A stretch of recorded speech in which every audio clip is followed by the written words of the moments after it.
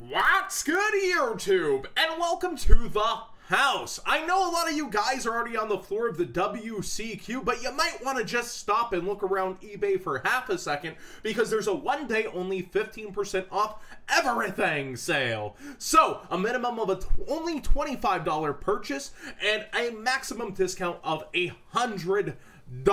And it ends at 9 p.m. Pacific, so you've got a long time today to be able to use this discount code. It doesn't have to be on Yu-Gi-Oh cards, but of course you can kind of pick and choose cards as well as other items. Maybe you've been waiting for on collectibles, maybe you've been thinking about and the price was just barely off from what you wanted. This code might fix it for you.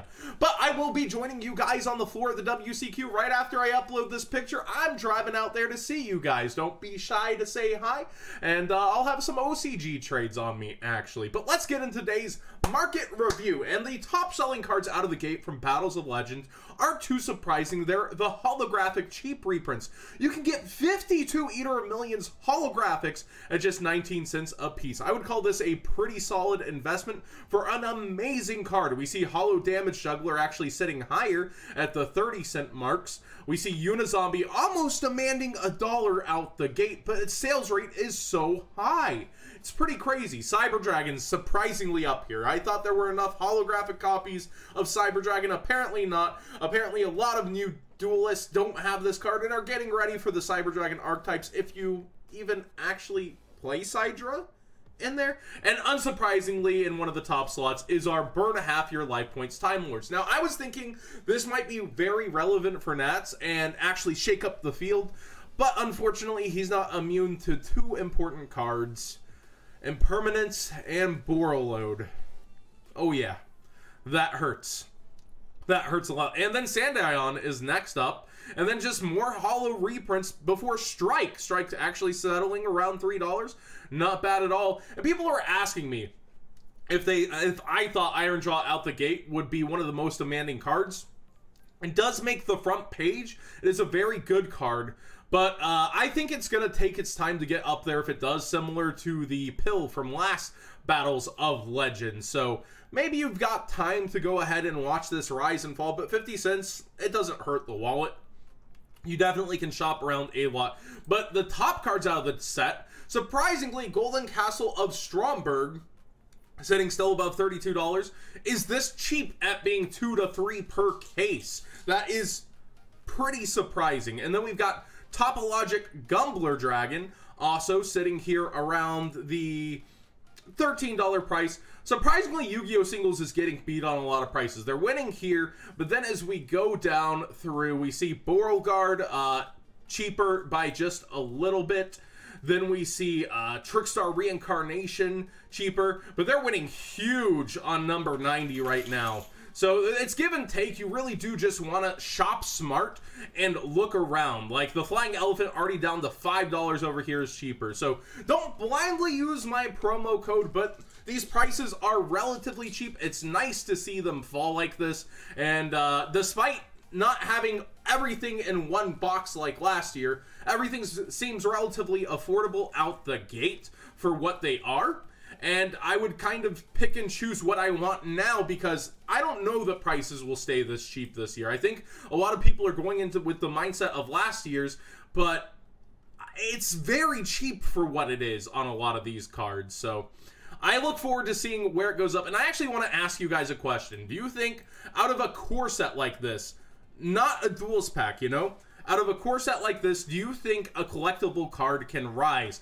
I'm personally thinking if Flying Elephant doesn't see a reprint for a long time, as a collectible card at around 2 to 3 per case, I could see this card going up over time. But maybe I'm crazy and maybe that's not the best investment either. A single reprint could completely tank its value if put anywheres. Do you guys think that if they don't reprint this card, it will be a collectible? Or do you think that, nah, out of a set like this, collectibles don't really exist? But again, there are reasons to come over to Yu-Gi-Oh! Singles. There are some cheaper cards, but just kind of keep your eye out on your cart versus what's happening over there. Next up, I actually wanted to talk, Beat is rising, Engage is rising back. We saw this fall to $75 flat on both platforms, and while there is one actually available from Canada under 75, it rallied to 81 besides that.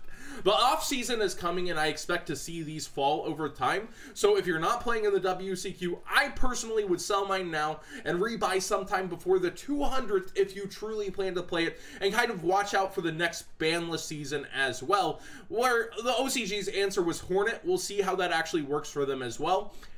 It's interesting to see this go back up already right before the off-season ends. Widow Anchor still ticking on down a little, but Beat going up because they did get a new Link monster that's pretty cool. Very easy to go in with Engage and Hornet. Ironically, this set working together with the new Link monster. And Beat is also up on eBay, but down just a little. I actually really like this guy's way he lists too. He has a little stand for his cards, and I think that's pretty smart. It's like almost a miniature art stand. So good stuff, pocket change. I do like that unique way of listing. You really do see all the edges and corners. So that's a good way to list, a unique way to list. I like it. And overall, I think Beat doesn't necessarily deserve his price. It feels like Magic Bullet 2.0 in a lot of ways, where it's not doing much, but it's very, very hyped, and people are excited to still try it, and now they're getting future support. Oh, rest in peace, Magic Bullets. But it's really odd to see it kind of stick up here as if it's Magic Bullets, because we've seen history, right? We've seen, actually, if we go down into the Magic Bullet to the next Zodiac deck in Spirit Warriors, we see, I think we'll see history repeat itself over time. $8. $6, just so cheap. People just go for the next kind of fun deck to play with, and there's nothing wrong with that. But I think the prices will see the same kind of trends over time. Thunder Dragon saw a re-buyout. It went up, it went down, it's gone back up, it went down, and now it's back up again. It's going crazy over the past few days because the whole archetype is there and people are questioning, will I be playing this? I would wait to see all the cards, and maybe we have all the cards already, but I would definitely test before deciding on spending so much on, say, commons. Commons now being around $2. Spending your money, you know, like this, I would wait. I told you guys to get them at $1. Now that they're 4s, maybe it will be worth $5+. But where will it realistically go? I'm not sure until we get the actual set. And who knows? We could just see a Thunder Dragon Holo reprint in that set for all we know when we do finally get it. Maybe not. Is that a core set? Let me know in the comment section down below. It actually might be a core set, so we might not be in danger of that at all. That's interesting. But Thunder Seahorse rising, and I got this completely wrong last time, and it's still going back up. Even for the Unlimiteds now. It's really good with Thunder decks, but it has a last line that reads, you cannot special summon during the turn you activate this effect. That means you're not summoning your awesome Thunder King-like Thunder Dragon fusion monster. That's the whole point of the deck, it feels like, to get that out and protect it. I'm not the biggest fan, and I don't think a lot of people will be playing this in the Thunder Dragon deck necessarily. And we see a little more reasonable prices on eBay, the quote-unquote half-assed buyout, as we see near mint at $4, not even a new listing. We see brand new listing at $4.50 before we do see it at $8 over here. So, I think this isn't the best buyout, and I missed this line of text before, and I'm guessing a lot of other duelists are, or let me know in the comment section down below if you think there are actual viabilities to this card. But finally, just touching on the Megatins coming out. If you're on the floor at the WCQ, or if you're at home, know that basically through Maximum Crisis and Expo, Extreme Forces, those sets are getting reprinted in the Megatins, and we don't know what will be missing yet, but Flood is the safest to invest in, and even this is going down as we head towards the off-season. Overall, every card is trending under its trending price, so it's pretty crazy that we see those listings continue to drop, even on the Nightmares, some of the best cards in the game. You know, our Altergeist card doesn't even make it to the first page. Multi-Faker, like, it's pretty crazy that, oh, $4, ouch. It's pretty crazy what we're seeing from this set, and yes, the quantities have risen from the special edition, but if you're at the WCQ, you might want to trade your cards from Maximum Crisis through Expo for cards like these, depending on, you know, what cards you want to take home and valuing what you might think's in the Megatins. But again, that is speculation. You want to make your trades and decisions wisely. I think things like Borreload will still be $20 plus, perhaps Saryuja too.